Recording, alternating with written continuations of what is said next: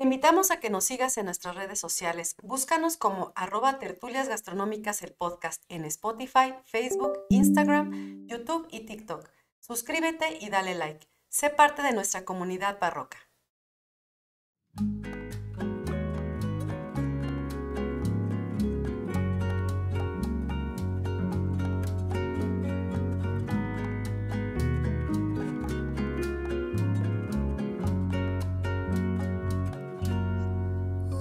Hola a todos, bienvenidos a Tertulias Gastronómicas, un podcast donde platicamos de gastronomía, su entorno, significado, rituales, evolución y uno que otro chisme. Yo soy Viridiana Pantoja. Y yo soy Ingrid Millán. Y juntas nos echaremos una tertulia gastronómica. ¿Cómo estás, amiga? Bien. Aquí. Bien. Yo llegué así, mira, corriendo. Sí, así llegamos hoy. Ahora sí está nubladito y rico, ¿no? Sí, estos días han estado, pues es que estamos en pleno huracán, por eso nos está pasando esto. Ay, sí, pero ya hacía falta, porque estaba haciendo un mendigo calor todavía en esta ciudad. Fíjate que a pesar de que ha estado lloviendo y todo, no se siente tanto frío tampoco. ¿Cuándo fue?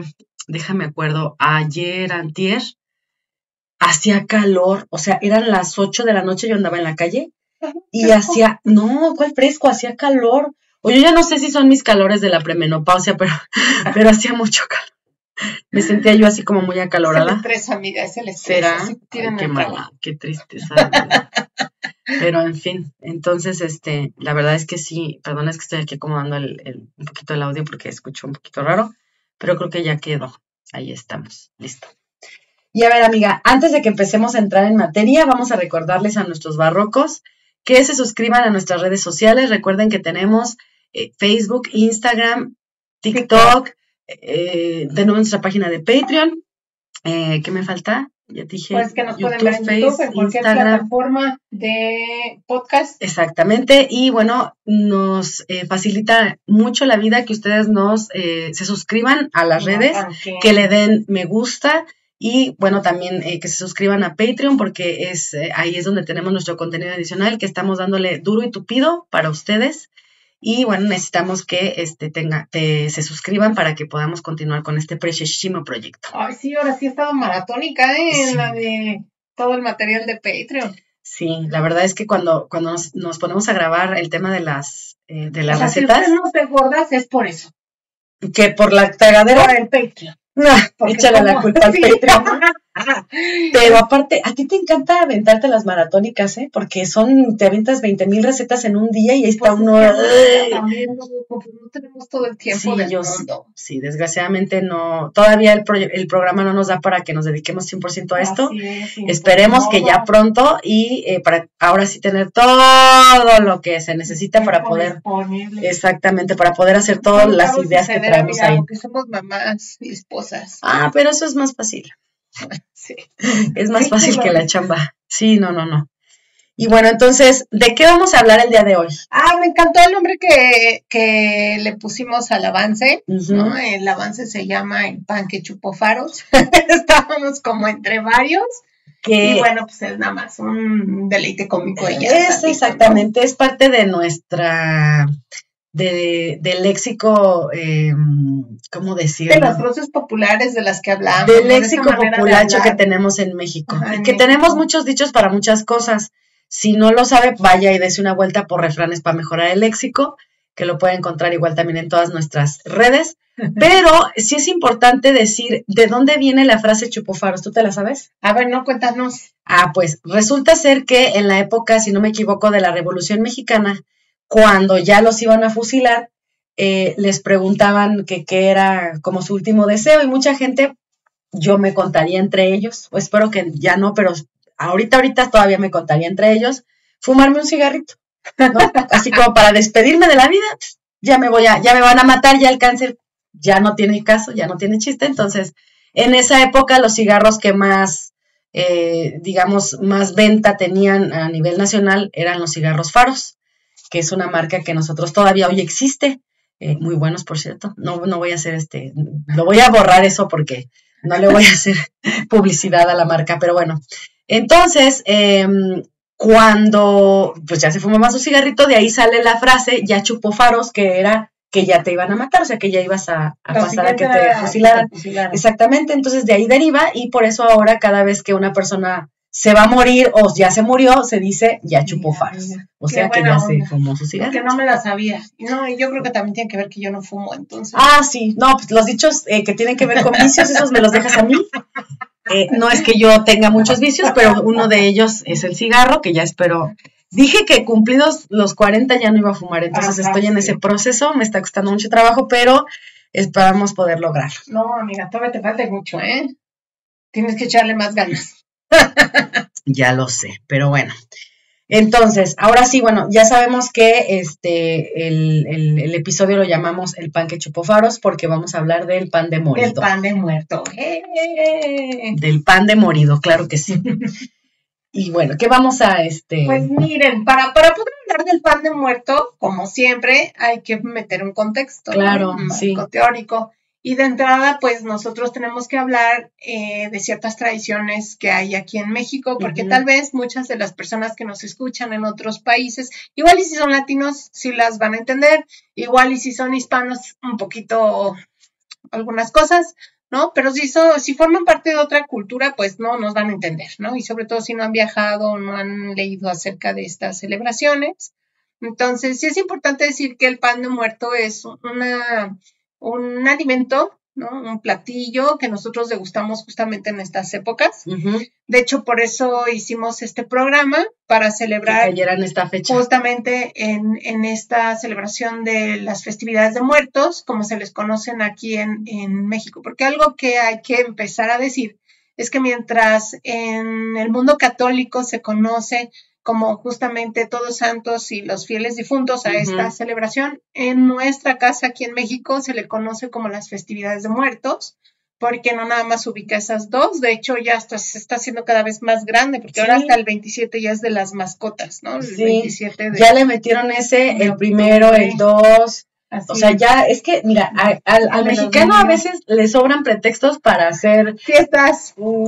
Aparte de las fiestas, como para hacer estos fines de semana largos, y entonces que puedas tener más oportunidad para salir de viaje, porque luego se hacen oficiales y están en nuestro calendario oficial de días de asueto, entonces pues no va la gente a trabajar. Por ahí leí que habían encontrado a alguien, ¿no? Que seguramente era parte de su tema de investigación académica. No recuerdo quién, porque estuve leyendo muchísimas cosas y no lo consideré tan importante, pero fíjate, ahorita me viene a la mente, ahorita por lo que dices, que hay más de 5,000 fiestas registradas para temas indígenas, ¿no? Que tienen que ver con cuestiones, con festividades. Sí. ¿no? Muchas de ellas, por supuesto, rituales. Entonces, no, hay muchas de ellas ya con sincretismo que tienen que ver o hacen match con la religión católica.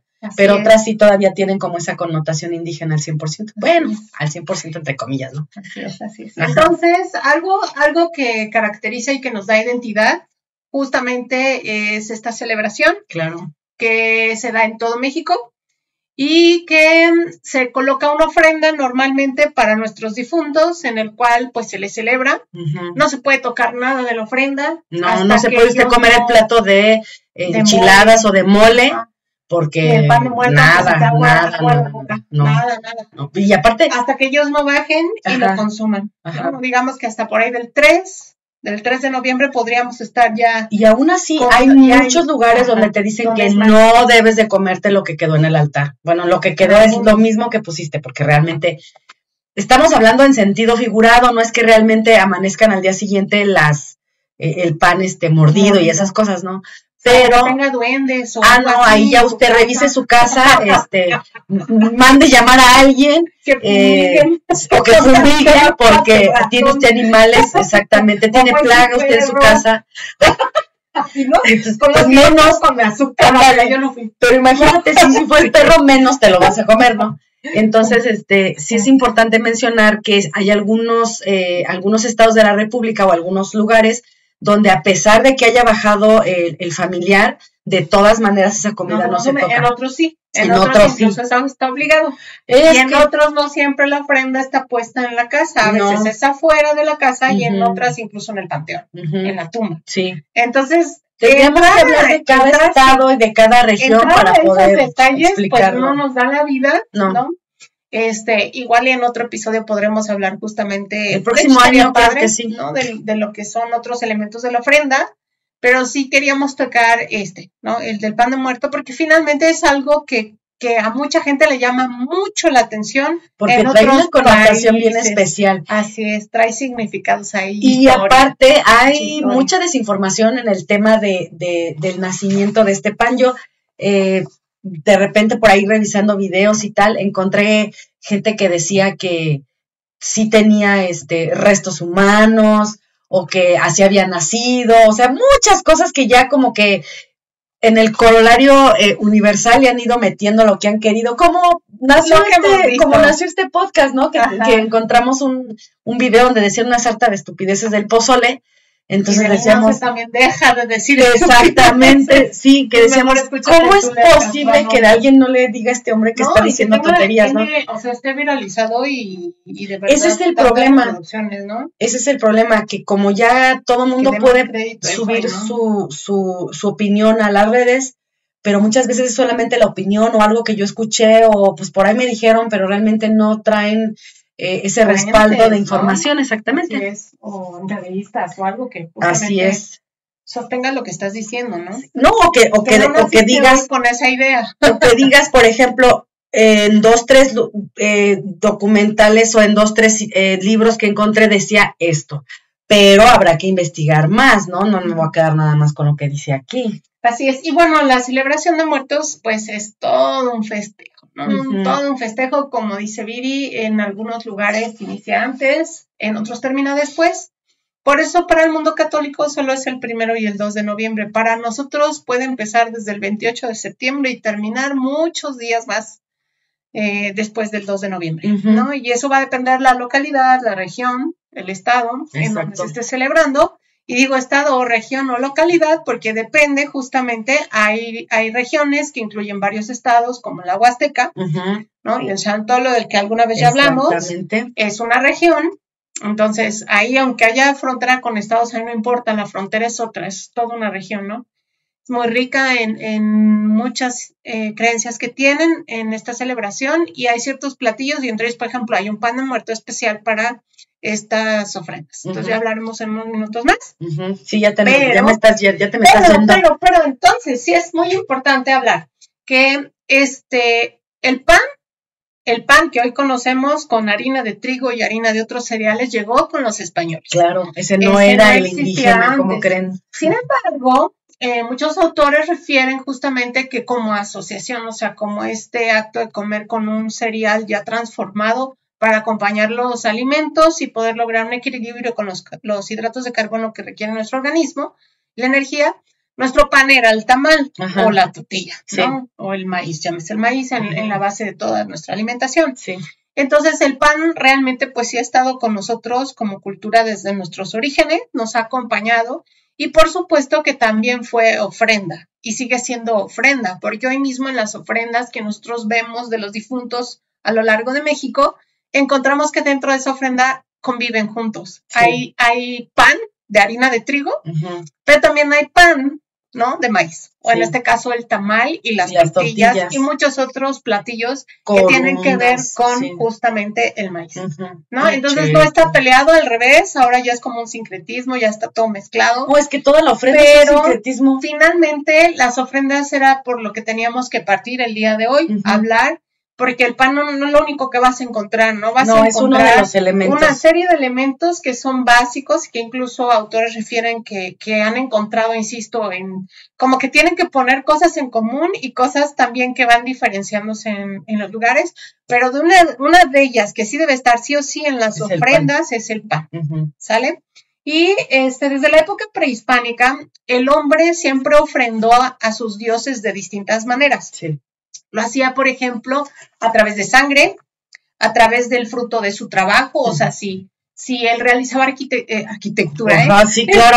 Ahí te va un edificio. Pues también, amiga, ¿no? Los basamentos piramidales, sí, de cierta manera, eran para... Pero tampoco es como que al 100%, ¿no? Hoy te vale. Pero sí, hablando en estos términos de agricultura, todo aquello que era fruto justamente de su trabajo y el cultivo de la milpa y todo esto, cuando llegaba la época de cosecha también se ofrendaba. También, por supuesto, nosotros ofrendábamos la vida. La vida era parte de la muerte. Y en esta cosmovisión prehispánica existía justo una dualidad en todas las cosas. Mi amiga es experta también, porque tuvo que estudiarlo mucho tiempo por el turismo que es su expertise, ¿no? Y entonces en nuestro mundo antiguo no se concebía el día sin la noche, ni la muerte sin la vida, o viceversa, ¿no? Ni los animales de la oscuridad o que viven en la noche, ni los animales, si no existieran los animales del día, ¿no? Y lo mismo el bien y el mal y todo lo que hoy tenía su dualidad, su contraparte. Exactamente. Entonces, para poder vivir, pues nosotros teníamos que ofertar, de cierta manera, algo a esos dioses que también nos cuidaban y nos proveían de alimentos, de agua, de fuerzas naturales que nosotros requeríamos justamente para seguir subsistiendo, ¿no? De guerra, ¿no? Para algunas culturas. Entonces, fíjense, Todos Santos y Fieles Difuntos se celebra primero Todos Santos el 1 de noviembre y los Fieles Difuntos el 2 de noviembre en el mundo católico. Sí. Donde estén, en el rincón, en cualquier rincón de México o del mundo. Sin embargo, aquí depende, aquí se va a lograr una cosa bien interesante en cuestión de fusión, porque cuando te pones a rascar un poco más, si esta celebración tiene que ver con algo de la cuestión prehispánica, te das cuenta que sí, y te das cuenta que tiene una cuestión también ritual con carga hacia el calendario agrícola, como lo dijimos en el episodio de Tamali, y si no, los invitamos a ver. Póngale pausa, vaya, véalo y regrese. Las dos capítulos, por supuesto, que en el segundo hablamos más del ritual, y en el primero más de los tipos. Entonces, aquí hablábamos justamente que el día 2 de febrero iniciaba el calendario agrícola. El 2 de noviembre termina el calendario agrícola. Y entonces es algo bien interesante porque para este calendario mesoamericano, en este caso el de los mexicas, este calendario estaba asociado netamente a lo que es el maíz. Para el 2 de noviembre normalmente se están recogiendo las últimas cosechas, las últimas mazorcas, exactamente. Entonces, no es casualidad que ese maíz se vea representado justamente en esas ofrendas, incluso momentos antes. Cuando tú te pones a escarbar un poco más, aquí, por ejemplo, hay algunas localidades en donde los festejos comienzan el 28 o 29 de septiembre. También voy a hablar un poquito más adelante, ¿no? Pero en estos momentos se piensa, se cree en esas localidades que muchos de los difuntos están comenzando a bajar o subir, como lo quieras pensar, ¿no? Depende de dónde venga.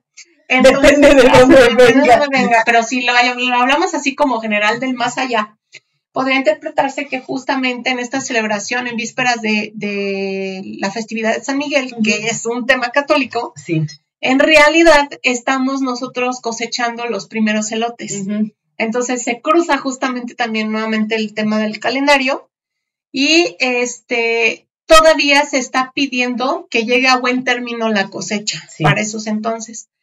Y curiosamente varios investigadores, aquí por ejemplo voy a comentar, la doctora Catherine Good, que fue una de mis mentoras en el diplomado. Saludos. Y Joana Broda, que también nos refirió la doctora, buenísima, ¿no? Que tienen estudios justamente que tienen que ver con altares, con rituales asociados a la comida, en celebraciones también de difuntos, pero por ejemplo Broda nos habla de los calendarios y de cómo el calendario indígena tenía marcadas ciertas fechas que cuando tú lo traslapas al calendario ritual, pero de la iglesia católica, también tiene que ver con otras. Y cuando estudias ambas cosas y las vas como complementando, te das cuenta que los rituales ya tienen un significado actual, ¿no? Sí. O sea, ¿de dónde viene justamente? Yo siempre me imaginé que desde allá, desde el núcleo que era Roma, así como que se sentaron,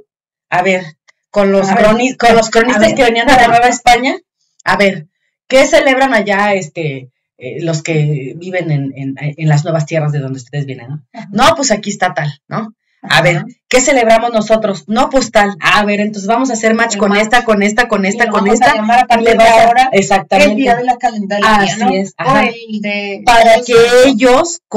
para que se les haga mucho más fácil la transformación y que los puedas, pues bautizar y que ellos puedan tener la fe católica, ¿no? Es más fácil. Así es. Entonces, fíjense qué interesante, ¿no? Porque aquí vamos a empezar a hablar cómo es que llega lo que hoy conocemos como pan de muerto, con esta forma que hoy tiene, tamaños y colores que no se usan no es una sola, que se usan en la República Mexicana, y que incluso no nada más incluye a México, porque yo sé que en otros países también hacen y celebran con pan, ¿no? Sobre todo en la parte de Centroamérica, ¿no? Sí, Centroamérica y el piquito de Sudamérica, sí. También tiene, ¿no? Entonces, Bolivia también. Entonces... ¿Dónde estuvieron los incas, dices tú? Toda esa zona. Yo creo que ellos eran como primos, ¿no? Pues eran... O salieron así como que... cultura originaria. Sí, claro. Pero siempre tiene muchas similitudes en algunas partes con los mayas. Por eso siempre digo que eran como primos. Pues ahí había las rutas comerciales. Se caían gordos, no sé. ¿Quién sabe qué pasó ahí, amiga? Porque también pues hay muchas otras culturas en otras partes del mundo que celebran también cosas que a veces nos unen, tienen mucha similitud veces, de repente, que dices, ¿de dónde es? Pero ahí sí todavía no hay explicación, que yo sepa, si no compartan, no.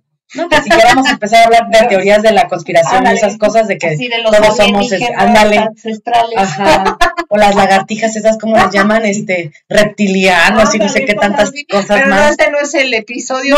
No, claro que no, sí, no. El pan de muerto hecho por reptilianos, así se llama el episodio.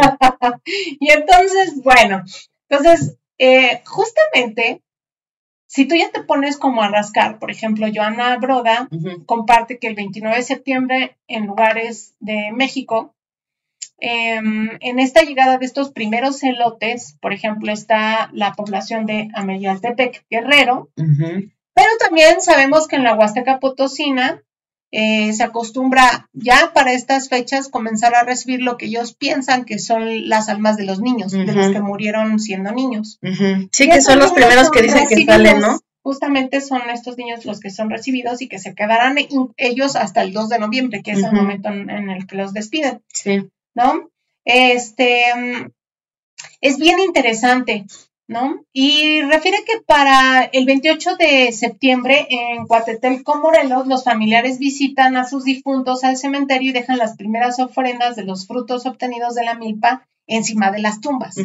Entonces, se cree que probablemente, obviamente, todos estos rituales que hoy hacemos tuvieron que haberse ido replicando durante el tiempo, durante mucho tiempo, que han ido llegando a nuestros días. Curiosamente, una de las cosas que menos he estudiado en cuestiones académicos es justamente las festividades de muertos. Falta mucho que estudiar, incluso del pan de muerto, ¿no? Porque todavía no hay, como que yo sepa, catálogos de pan de muerto en México. O sea, como que uno los va construyendo de a ver qué hay aquí. Pero no existe como tal el documento. Quién te comenta una cosa y quién te comenta otra, que son de varias localidades, pero fuera de eso no existe algo como catálogo que te diga, en tal sitio se come este pan, se hace en tales fechas, se hace con esto y se hace por esto o para esto, ¿no? Entonces todavía falta muchísimo que investigar. Y bueno, para eso hay que comenzar justamente hablando con algunas celebraciones en el mundo prehispánico. Voy a iniciar con una que se llama Tepelhuitl. Ok, ya vamos a empezar con cómo me equivoco. Así es, ¿no? Ok. Y bueno, el Tepelhuitl constituía el 13º mes del calendario mexica. Recuerden que en el calendario había 18 meses de 20 días más 5 días nefastos. Y bueno, en este 13º mes del calendario mexica se identificaba más o menos el último día de septiembre y hasta el día 19 de octubre. Aquí se celebraban las fiestas para los cerros. Y eso es algo bien interesante, porque refieren que, o sea, para el mundo todavía hoy indígena y en muchos lugares, ellos nos enseñan que los cerros son importantes porque de ahí provienen las lluvias, ¿no? Y de ahí también se filtran los manantiales o se va filtrando el agua y crean manantiales. Entonces, es como un acercamiento a pedir que llueva pues tienen que ser los cerros, porque de ahí justamente bajan las nubes. Ujú.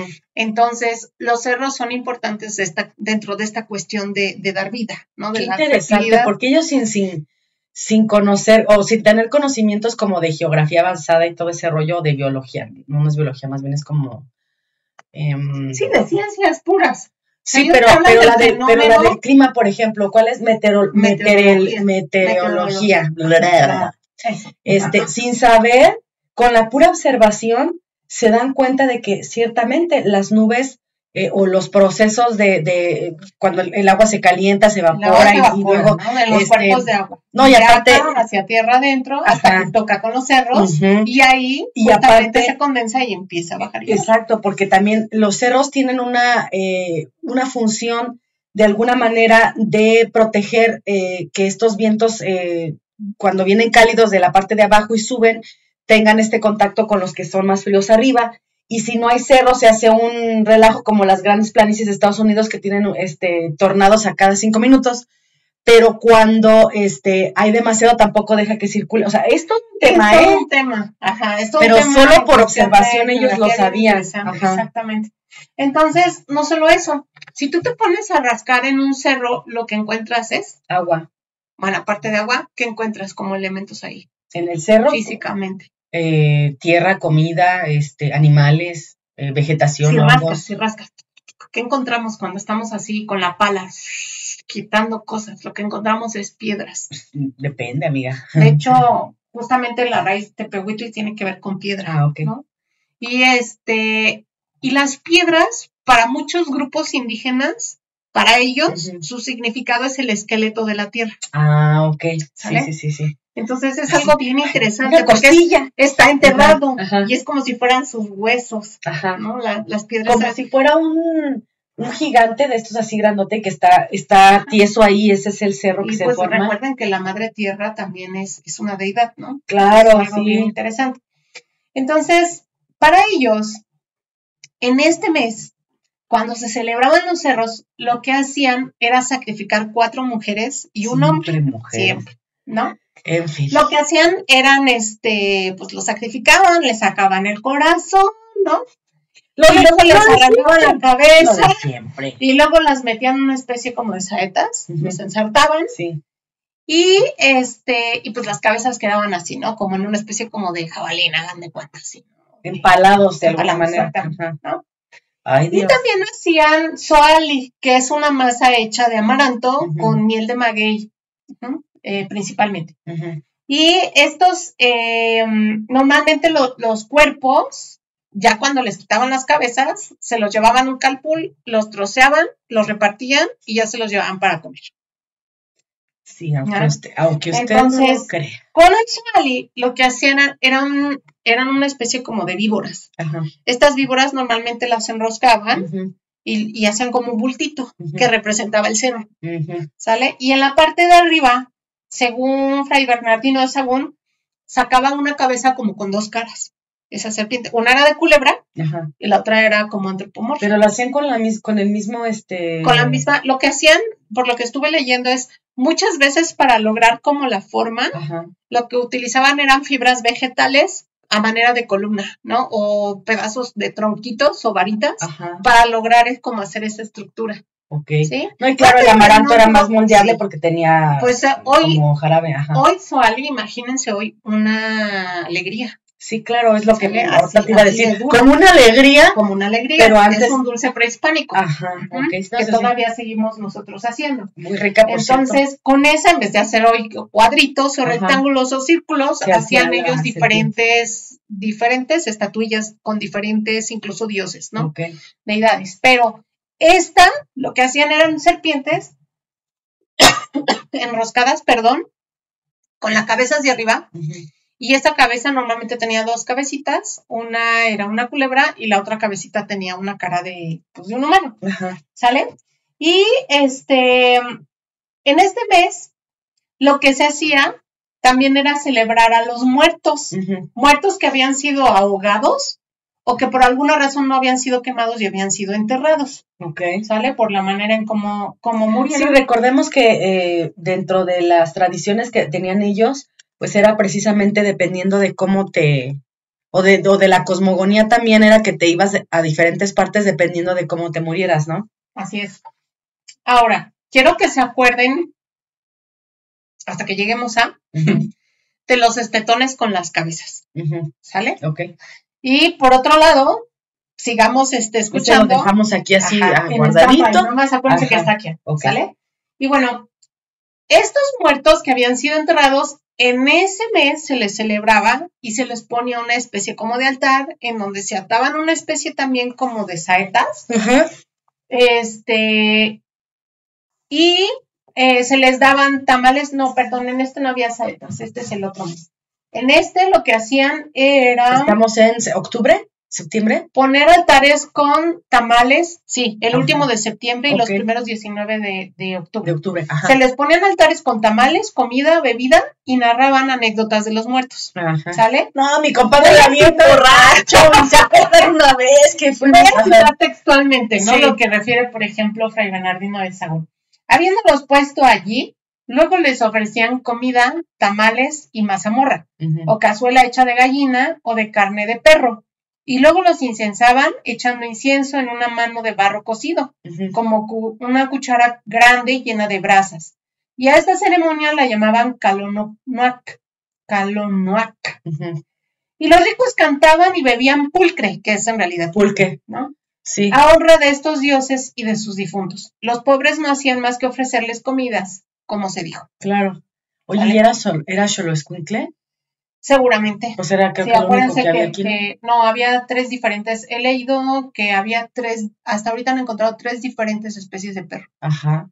¿No? Una en Norte, el Chihuahua, una en Xoloescuintle y otra que se no sabemos que se extinguió, que no se sabe exactamente. Okay. Bueno, había otra celebración de otro mes, que era el Quecholi. En el 14º mes, que incluía desde el día 20 de octubre hasta el 8 de noviembre, o sea, el mes que le seguía, se celebraba a Mixcoatl, el dios. Ahí se mataban esclavos, se hacían saetas y dardos, en este sí se hacían, ¿no? Las estacas.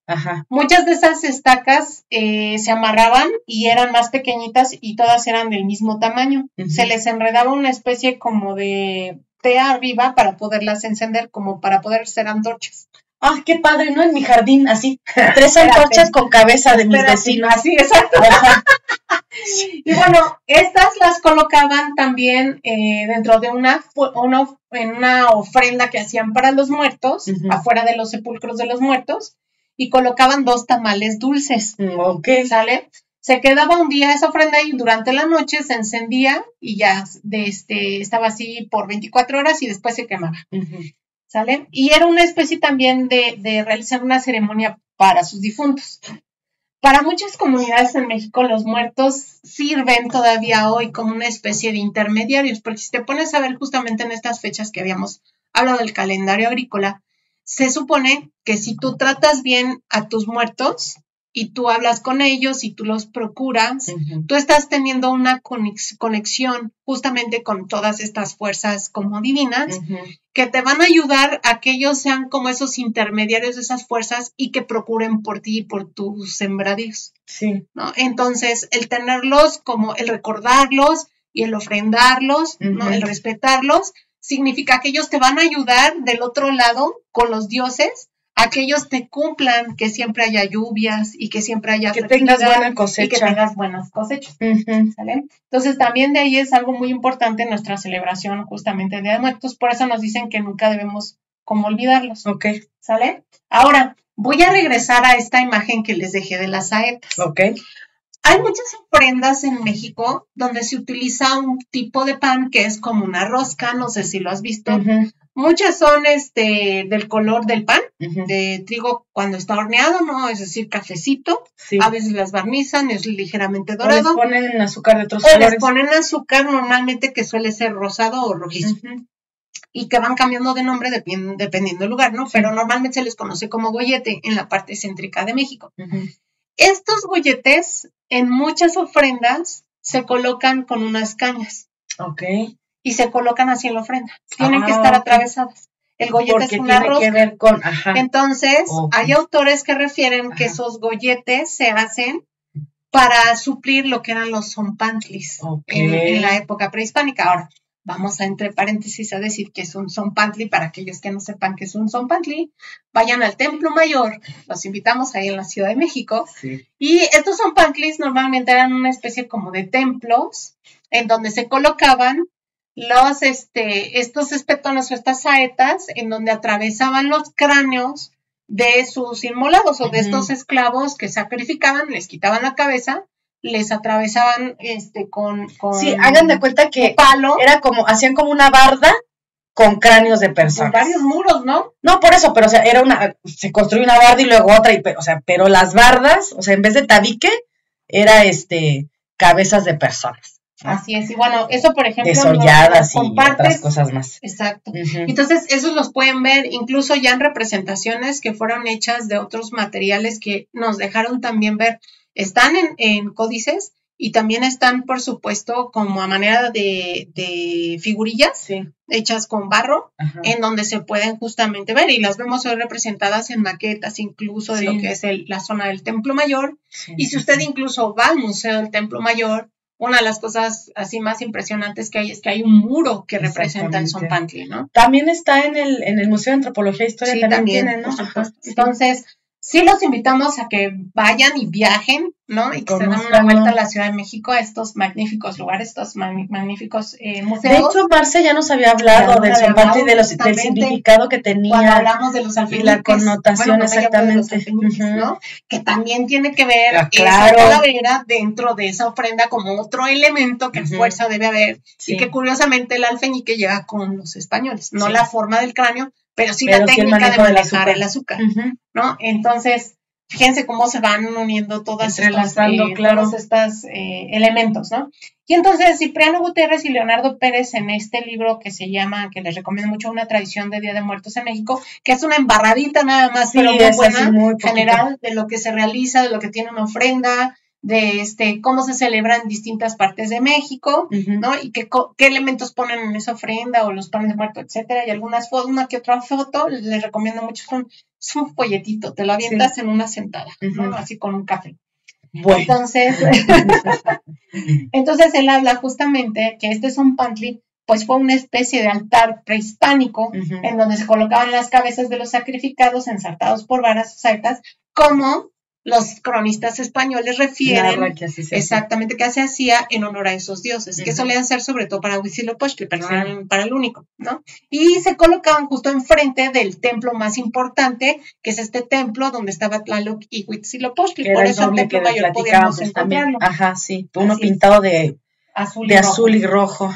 Entonces, eso sucedía en la época prehispánica. Ahora nos vamos a ir del otro lado, ¿no? De esta otra cultura que llegó también a mezclarse con la nuestra, que es los españoles. Los españoles, para eso tenemos que irnos todavía más para atrás y hablar justamente en la época antigua de los griegos y de los romanos. Pues se sabe que ellos ya celebraban junto a sus tumbas el aniversario del nacimiento de los difuntos, del nacimiento. O sea, que era cuando se morían, pero era cuando empiezas a estar muerto, ¿no? En realidad no, cuando nació el que ya se murió. No se le celebraba, o sea, por ejemplo, si yo me muero mañana, no me van a hacer la celebración mañana, en un año. No. Me la van a hacer normalmente cuando yo nacía. Celebraban su cumpleaños normalmente, como si siguiera vivo. Se le celebraba en el nacimiento de los difuntos. Al terminar esta sesión banquete fúnebre, en donde se invitaba incluso al difunto, ¿no? A que se encontrara ahí con todos los presentes y se le invitaba de comer y se le daba bebidas también, ¿no? Y incluso la gente que visitaba esas tumbas le decía, ven, levántate, y llamaban por su nombre al muerto, levántate, ven, convive, te trajimos comida y bebida, y nombraban qué era lo que les llevaban, ¿no? Y en muchas de esas tumbas, pues dejaron grafitis, entonces se sabe que justamente se hacían esas celebraciones por ese motivo. Y bueno, una vez que ya se instaura la religión cristiana, fue costumbre también visitar las catacumbas y realizar comidas ahí. De la misma manera, Cipriano Gutiérrez y Leonardo Pérez nos comparten que el caso más antiguo documentado, según lo que ellos refieren, viene de las actas de Juan en el año 170. Voy a citar textualmente lo que ellos a su vez citan. Sin embargo, Juan tomó el pan y lo puso encima de la tumba para romperlo. Pronunció sobre él una oración y después dio parte a todos los hermanos de la Eucaristía del Señor y abandonó el sepulcro. Ok. ¿Vale? Entonces, pues te están dando a notar que justamente se tenía como, pues era común también visitar las tumbas y celebrar con ellos, ¿no? Con los difuntos. También comparte, por ejemplo, que Gregorio IV, entre 1827 y 1844, va a exhortar a Luis el Piadoso a introducir en los reinos de la fiesta de todos los santos en las candelas de noviembre. O sea, es él el que instituye que sea noviembre cuando se realice esta celebración. Ajá. ¿Vale? Entonces, ese es como antepasado de lo que son esas fiestas en la cultura española. Ajá.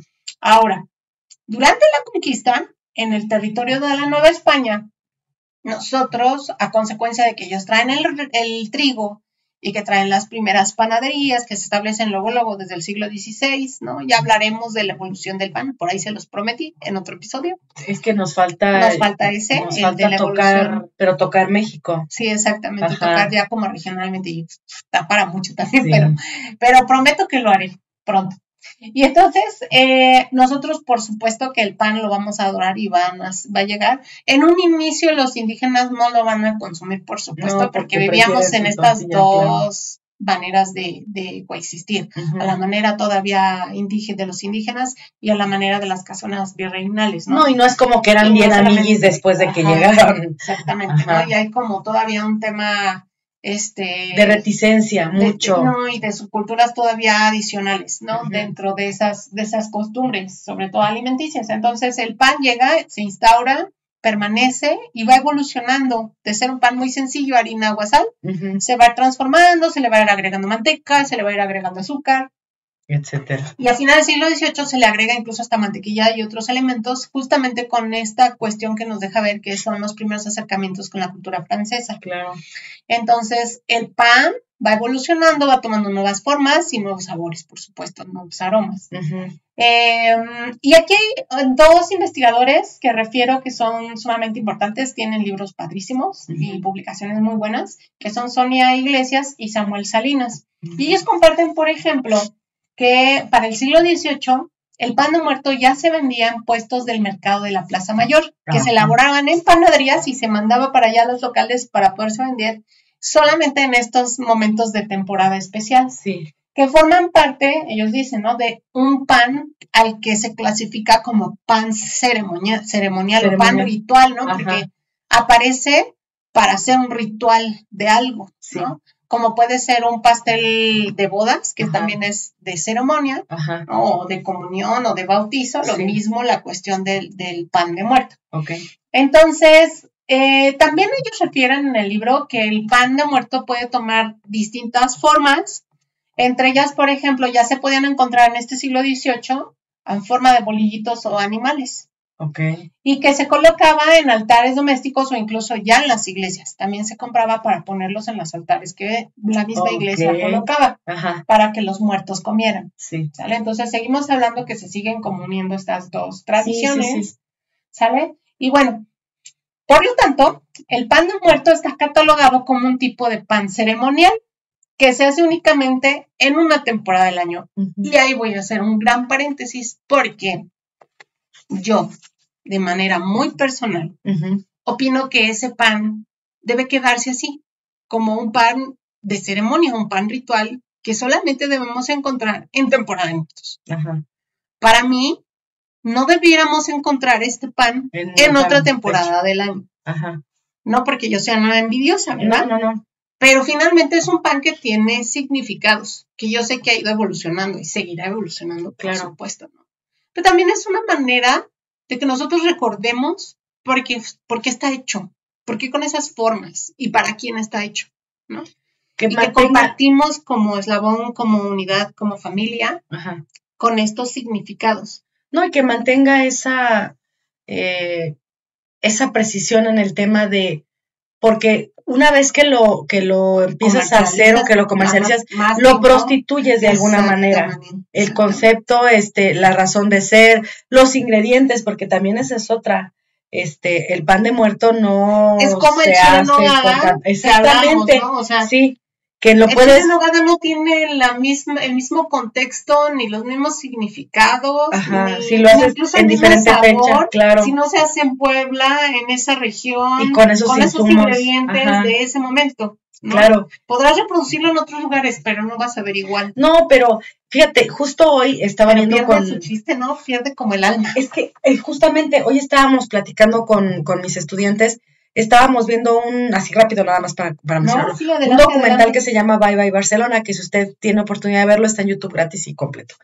Y habla precisamente de, en aras de tener turismo masivo, todavía ando enferma, de repente hace más cochas, este turismo masivo en la ciudad de Barcelona, precisamente habla de cómo la ciudad ha perdido el alma, el corazón, y que se ha convertido en un parque de diversiones, fíjate, una ciudad completa, o sea, el centro donde está la Rambla, ya habla la gente que anteriormente, porque mucha gente ya no vive ahí, precisamente porque se ha visto desplazada por la masividad turística, de que ya no hay nada original, ya todo es tienda de souvenirs, son restaurantes que venden la paella, pero pues a saber a qué sepa esa paella que hacen ahí de forma comercial para el montón de turistas que llega en los transatlánticos y demás. Y es eso, es prostituir un concepto o prostituir un alimento o prostituir una cultura, el folclore, llámese como usted quiera que se llame, en aras de comercializarlo. Y entonces va perdiendo su valor porque ya no tiene esa especificidad que le da los momentos, los insumos, la razón de ser, o sea, muchas otras cosas. Entonces, eso podría pasar igualmente con el pan. Y que yo considero que sí debe ser obligado, por lo menos de todos los mexicanos, el saber lo que significa, ¿no? Y el valorarlo. Ajá. Ahora, como tú dices, el tema de prostituirlo de manera permanente, pues hace que pierda como chiste o estos deseos de que llegue esta parte del año para poderlo consumir, porque aparte de decirles, es una delicia, ¿no? Sí. ¿Y a qué voy?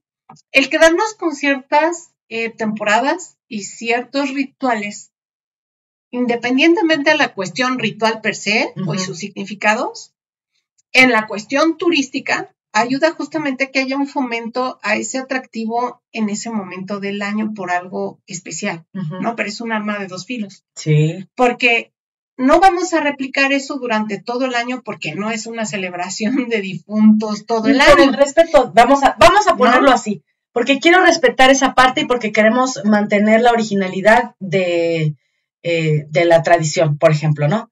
Pero el problema es que en determinadas fechas vamos a tener una masividad también turística en ciertos lugares de la República Mexicana porque se quiere vivir esa parte.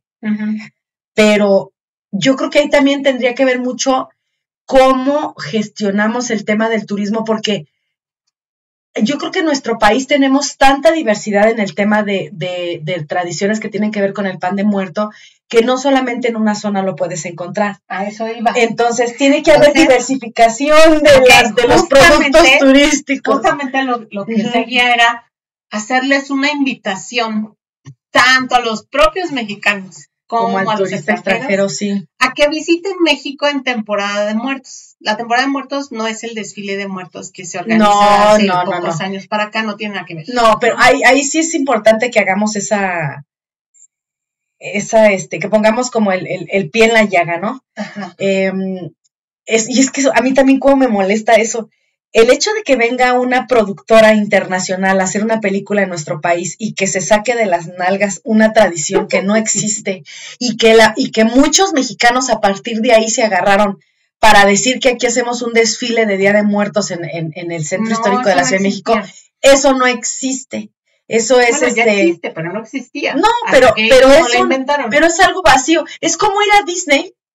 Perdón, pero también, o sea, yo sé que eso es pues muy para niños y todo ese rollo, ¿no? Pero es un asunto súper comercial y es ver algo así pasar que no tiene ningún sentido de alguna manera hablando. Depende, amiga. Ahí yo difiero, porque es un tema de comercialización para niños, historias fantásticas que ha creado toda una empresa. Pero eso es diferente. Pero no aquí hablamos de tradición y de culturas milenarias. Por eso, y no lo sientes un poco vacío por ese tema. No, pero es otro tema. Sí, yo ya, bueno, ya no, ahí nos detendremos en camisa de 11 varas. Pero bueno, Pero lo que sí es justamente la protección de esos significados, porque ahora comienza a confundirse e incluso a utilizarse otros elementos que provienen de culturas no propiamente de aquí, sí. ni con esos significados que comienzan a mezclarse. Insisto, corre un peligro, porque al finalizar este episodio cierro con algo muy importante, que es un nombramiento, sí. ¿no? Entonces... Y lo podemos perder, porque también... ¿no? Pero no solamente el nombramiento, o sea, podemos perder nuestra esencia. La identidad. Perder la identidad. La razón de ser de eso que lleva muchos años reproduciéndose, con ese respeto y con ese amor y con ese significado ritual que tiene, esa carga tan importante, ¿no? Que nos recuerdan estas comunidades que suelen ser sobre todo indígenas, que bueno, porque lo protegen, y que lo muestran tal cual son sus creencias, y que lo más importante, de verdad, los invitamos a conocer México y que vayan conociendo en diferentes años, porque no lo logras recorrer en una sola festividad, porque de verdad todo centro y sur se va manifestando de distintas maneras, sí con elementos comunes, como decíamos, pero de distintas maneras. No es lo mismo vivirlo en Michoacán que vivirlo en Oaxaca, que vivirlo en Guanajuato, que vivirlo en la Ciudad de México. En Oaxaca no es lo mismo vivirlo en un municipio que en otro, y lo mismo en Michoacán no es lo mismo vivirlo en la zona de la Cañada de los 11 Pueblos que en la zona conurbada de Morelia, por ejemplo, es diferente. Entonces, no terminamos nunca, ¿no? Así es, ni en la Huasteca. No. Entonces, o en la península de Yucatán. Entonces, sí es algo que quería decir, que salió de mi ronco pecho. Muy bien, amiga, qué bueno que te desahogaste. Entonces, realizar una ofrenda en México es realizar, sí, un acto de fe, por supuesto, pero también es un tema que nos une como identidad de norte a sur. Y que tiene mucha historia y que tiene muchos significados, que, insisto, desgraciadamente, pues no hay mucho todavía estudio, porque aparte hay poquitas fuentes aún estudiadas y que hablan sobre todo de los mexicas, porque fue la que más pues fue la última documentos y cronistas hubo ahí en acercamiento, ¿no?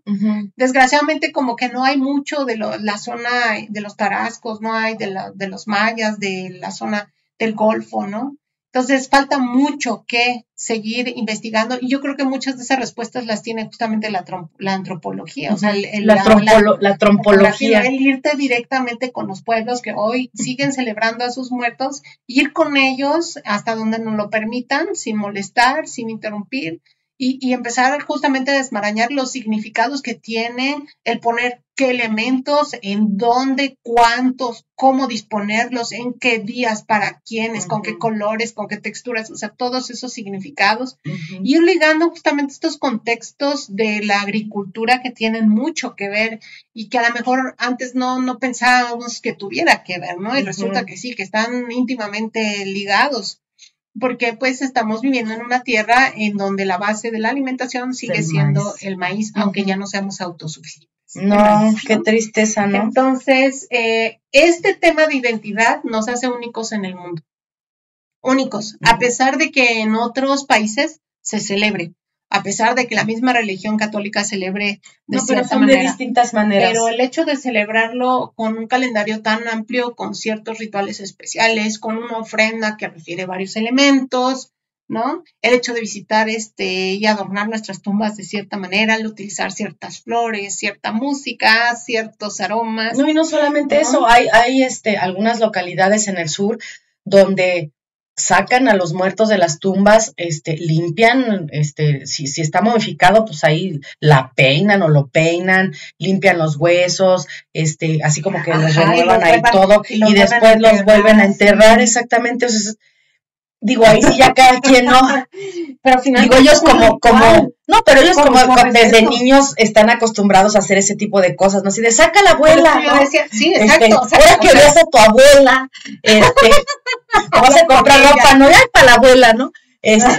Porque sí los vuelven a vestir y todo. Dios, no manches. Sí, pero por ejemplo, ahí sí tiene que ver, este tema cultural es bien interesante antropológicamente hablando, porque ahí es donde te das cuenta de que el ser humano puede convivir y hacer muchas cosas por el hecho de repetirlas desde muy niño, ¿no? O sea, como... Y por generaciones. Exacto, y ya es algo tan normal y estás tan acostumbrado que no te causa ningún problema. Los que no hacemos eso, no hemos tenido la oportunidad como de vivir ese tipo de rituales y tal. Un día que te toque ir y verlo, pues yo creo que hasta ni has de dormir, yo creo, así en la noche. Porque muchos son en la noche y en el mero lugar, ¿no? No, pero te quedas con un impacto visual. Fíjate que bien interesante esta cuestión, ¿no? Como de ponerte en el contexto de... Suele suceder que los panteones, los cementerios son lugares en donde se dice que te espantan, que son sombríos, que mucha gente ni siquiera los pisa, que te tienes que limpiar después de ir, ajá, ¿no? Que ni siquiera quieren que entrar. Mucha gente entra una vez y jamás regresa, y así, ¿no? Sin embargo, para muchos pueblos son zonas de pues que son paz. santas, que en esos días se abren umbrales y que justamente van con mucho respeto, con mucha luz, porque llevan velas y llevan música, les llevan mariachi, les llevan... No, se hacen unas pachangonas ahí tremendas, la tambora, sí, exactamente, la banda. Y beben y conviven ahí, ¿no? Sí, y platican con los muertos y ahí se sientan y todo el panteón está iluminado, lleno de flores y así, ¿no? Entonces... como que es un día en el que no le temes a estar ahí, ¿no? No, al contrario, la gente piensa que momento, pues, lo vas a ver, o sea, vas a estar con ellos, vas a convivir, vas a tener ese acercamiento y por eso lo hacen con muchísimo gusto y mucha felicidad, ¿no? Tampoco es como, no se dejen tampoco ir, no es como la película de Coco al 100%, tampoco no, o sea, porque mucha gente conoce nuestra tradición por la película, pero recuerden que es de un estudio americano y de muchas otras cosas. Hay una mezcla de cosas, y hay cosas que no son ciertas. No, por eso decimos que no se dejen ir siempre así como nosotros tampoco nos podemos dejar ir por una tradición extranjera porque la vemos en una película de dibujos animados. No se vayan. No, porque tenemos que entender muchos el contexto y otras cosas, ¿no? Y buscarle exactamente.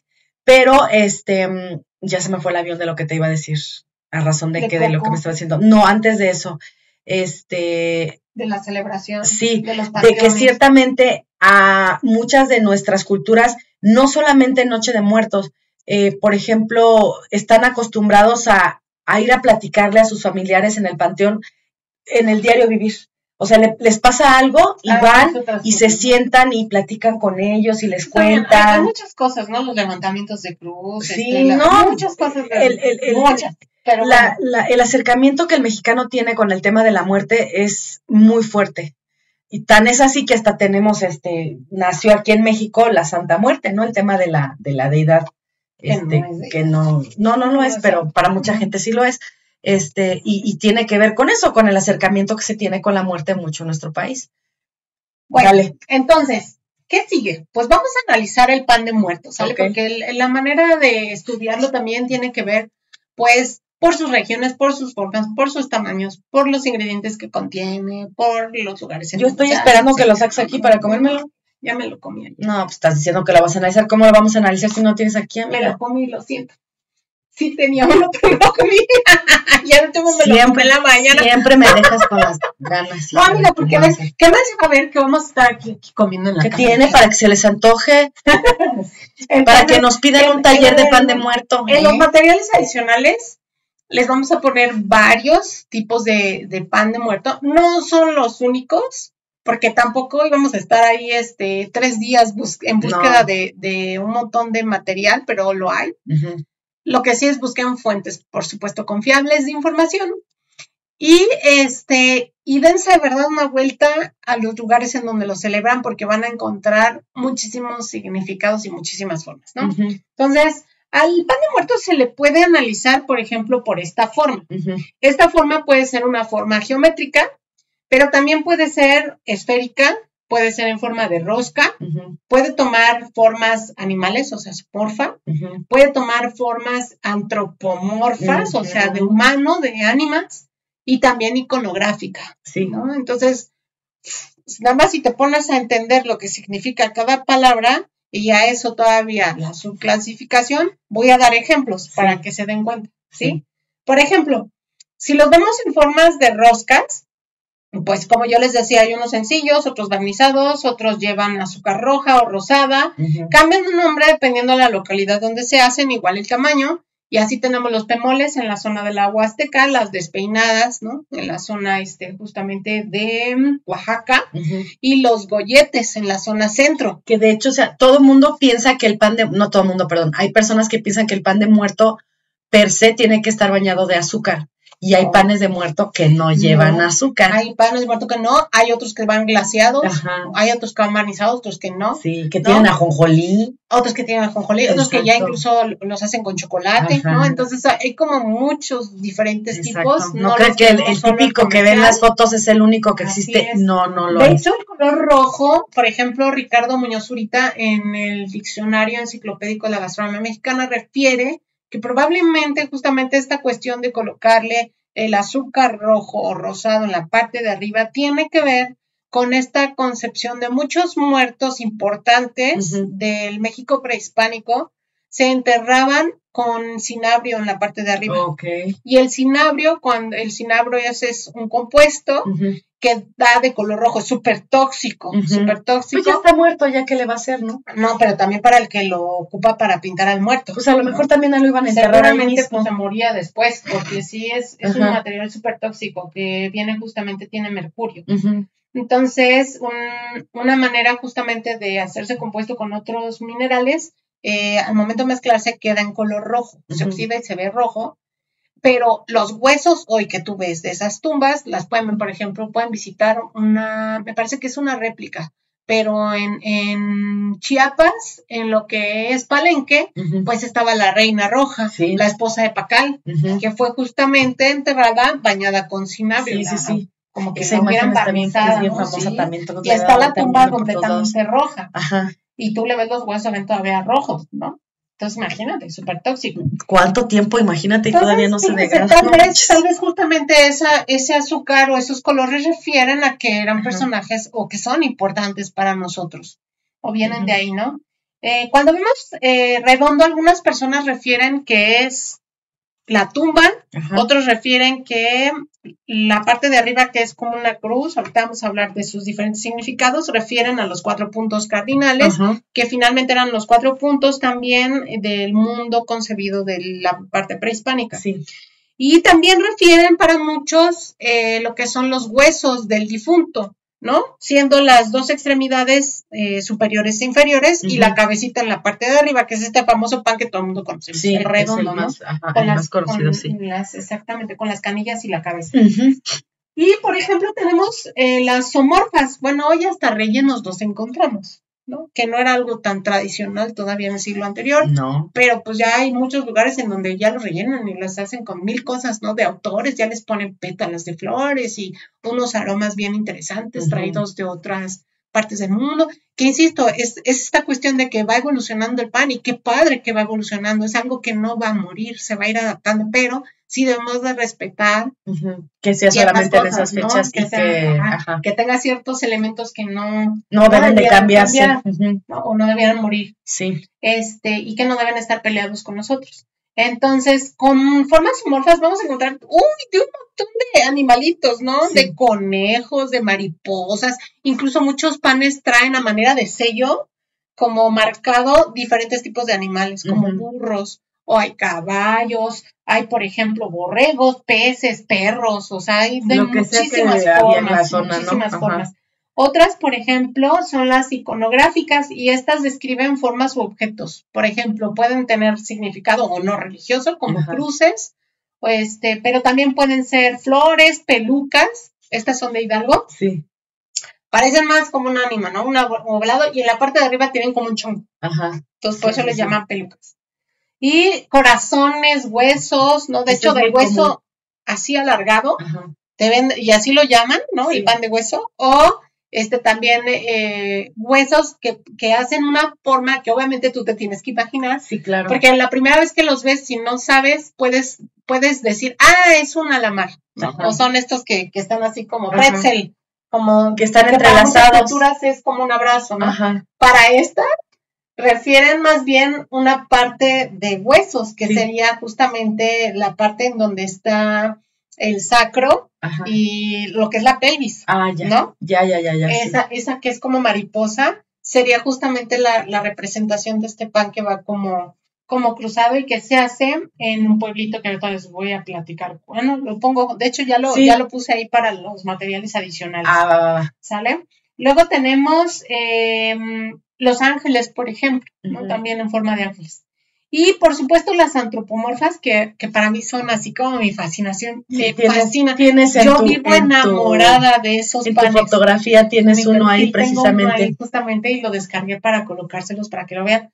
Insisto, el tema del barniz y lo que va arriba difiere en cada población. Unos son más grandes que otros, más gorditos que otros, los brazos más chiquitos, los brazos entrelazados, los brazos abiertos. No, y de hecho del mismo tipo no son iguales. A veces les ponen como caritas, a veces ponen elementos de otros colores para que se distingan. Puse por ahí un pan de ánimas, por ejemplo, de Veracruz, de la zona huasteca, pero también hay otros que son todos de la masa, que con la misma masa realizan las formas que quieren dar, y tú lo ves y es el cuerpo humano, ¿no? Tiene sus piernas, de hecho, sus brazos, si tú ya nos ponemos muy fumadas, hasta muchos de ellos yo les encuentro forma de diosas, por ejemplo, prehispánicas, de repente. Es, con sus piernas gordas. Ajá, ¿no? Hermosísimas. Sí, o caderonas, o sí están así muy, se parecen bonitas, mucho. Y bueno, entonces, a cuestión de significados, pues tienen diversos significados, porque por supuesto puede ser el significado del muertito mismo, ¿no? O de ya como en forma de alma, ¿no? Como de ángel, como que ya trascendió, como el entierro también, ¿no? Como la tumba. Y al final de cuentas, entendemos que este pan de muerto tiene que ver con un ciclo que hablábamos de la dualidad entre lo que es la vida y la muerte, ¿no? Pero también hablamos de este periodo de cosechas del que estamos hablando, en el momento en el que está muriendo la milpa, pero te va a dar fruto. Te va a dar vida, ¿no? Está justamente la mazorca ahí que vas a utilizar para guardar, para secar, ¿no? Ya seca, y que te va a ayudar el resto de la temporada en la que no llueve, hasta que nuevamente vuelve a nacer el ciclo, ¿no? Y se prepara nuevamente, pero esta vez al Día de la Candelaria, como hablábamos con los tamales del 2 de febrero. Entonces, también tiene que ver con el zompantli que habíamos hablado, tiene que ver con huesos, tiene que ver, como yo les decía, los huesos refiriéndonos a los cerros, con las rocas, entonces tiene que ver con la naturaleza también, con el llamar a las lluvias, a la fertilidad, tiene que ver también, por supuesto, con pues con significados de colores también, porque finalmente el rojo en esa época prehispánica era un color sagrado y no cualquiera podía utilizarlo. No, porque tenía mucho que ver con la sangre, y la sangre para ellos era muy importante, representativa de muchas cosas. De hecho, habíamos abierto este programa diciendo que muchas veces se ofrendaba sangre. Sí, pues es que sí. ¿no? De hecho, si tú lo ves una embarradita o el cuerpo completo. No, pero es que aparte, si tú lo ves de manera así en muchas culturas a nivel internacional, el pago con sangre se solicitaba para muchas cosas.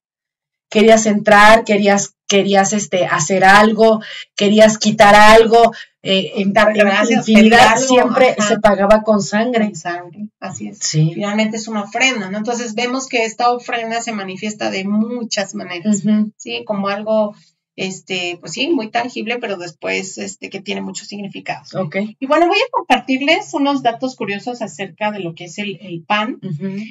Sonia Iglesias justamente nos comparten una investigación que realizó en 1985, que existen tan solo en la Ciudad de México. No hablamos nada más de panes de muertos. No, nada más en la CDMX. Solo en la Ciudad de México ella encontró una lista, porque fue haciendo como un catálogo de 500 panes diversos, solo en la Ciudad de México. ¿No? ¿Sale? Pues sí. Que incluyen, por supuesto, el pan de muerto.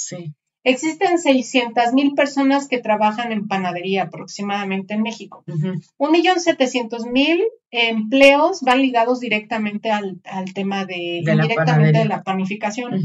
59,000 panaderías en México existen. Y es en datos del 2020, el 98% representan la micro, pequeña y mediana empresa. 7 de cada 10 panes consumidos en México son blancos. Esos el de son caja más famoso. Principalmente telera, bolillo y caja. ¿Sale? Los primeros 2 panes dulces más vendidos de México son de temporada.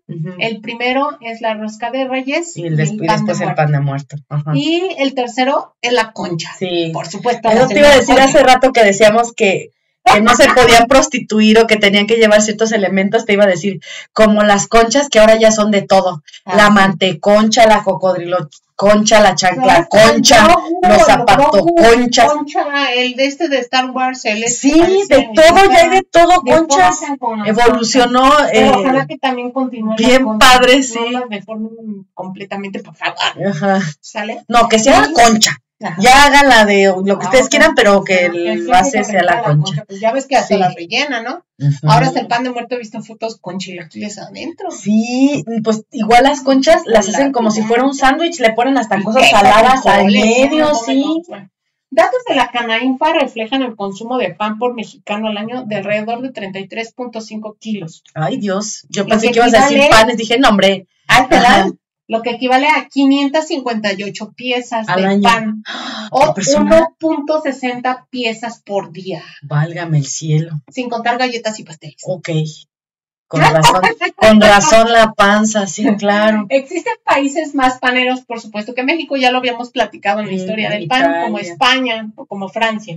El primer año de pandemia afectó a la industria del pan, con ventas caídas entre el 50 y 75% de productos. Entre octubre del 2019 y marzo de 2020, una encuesta a 4,000 personas mostraba que el 91% de entrevistados festejaban el Día de Muertos. Ajá. Y 94% de mexicanos encuestados que comían pan de muerto. Sí. Y algo interesante es que no necesariamente tienes que festejar tú. No, yo no lo festejo. Yo no lo festejo y como pan de muerto con chocolatito. Sí, claro. Y está delicioso. Y bueno, para finalizar y cerrar con broche de oro este tema, el 7 de noviembre del 2003, la UNESCO declaró la festividad de Día de Muertos como una obra maestra del patrimonio oral intangible de la humanidad. Así es. Entre otras cosas, por ser una de las representaciones más relevantes del patrimonio vivo de México y del mundo. Sí. Una de las expresiones culturales más antiguas y de mayor fuerza entre los grupos indígenas de México. Sí, y que todavía se sigue haciendo. No más que aguas, porque si la regamos, peligra. Sí, peligra. Sí, si claro. empezamos justamente a hacer mezcolanzas, no es que esté mal, ¿no? El tema, por ejemplo, voy a decir, del Halloween, que también viene de otras culturas y tiene sus propios significados. Sí. Pero eso no es lo que es en esencia nuestra celebración. Eso puede ser aparte, puede sumar para otras cosas. No, si lo que queremos ya sabes que me encanta disfrazarme. No, y si lo que queremos es pachanguear, pues ahí agarras tradiciones. Es más, he visto gente aquí en México que hasta en el día de San Patricio, que nada tiene que ver aquí, que es irlandés, andan aquí vestidos de verde y chupando y pisteando y todo. Cerveza. Exacto. ¿Qué dices tú? Ay, no manches. Pero lo hace, ¿no? Porque o sea, si vamos a buscar un pretexto para celebrar, pues agarras lo que sea, ¿no? No importa. Pero que sí tengamos como bien entendido que no debe de existir estos híbridos y decir que es de aquí y que ¿no? Exacto. Aprender a separarlo y a darle la importancia que tiene también cada uno, ¿no? Así es. Ay, qué interesante estuvo. Yo no sé qué vas a hacer, pero yo quiero mi pan. Ahorita vamos por uno. Sí, vamos por uno. Muy bien. Entonces, les recordamos que se suscriban a nuestras redes sociales, que nos apoyen en Patreon. Tenemos material adicional. La verdad es que le hemos estado cocinando ahí. Vamos a tener el episodio especial en Patreon de Pan de Muerto y vamos a tener otras cosas por ahí también interesantes. Acuérdense de que necesitamos de su apoyo. Y pues muchas gracias a todos aquellos que nos han apoyado a lo largo de todos estos meses. Ya casi cumplimos años, amiga. Ya casi.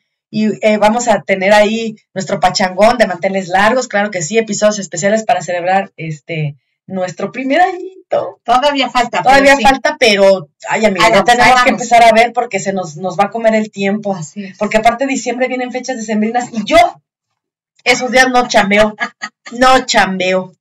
Bueno, ya dejamos el material pregrabado. Sí. Y a todos también aquellos que se han suscrito a nuestras redes, muchísimas gracias por su apoyo. Por ahí los nombramos siempre en Face. Y nos vemos la próxima semana.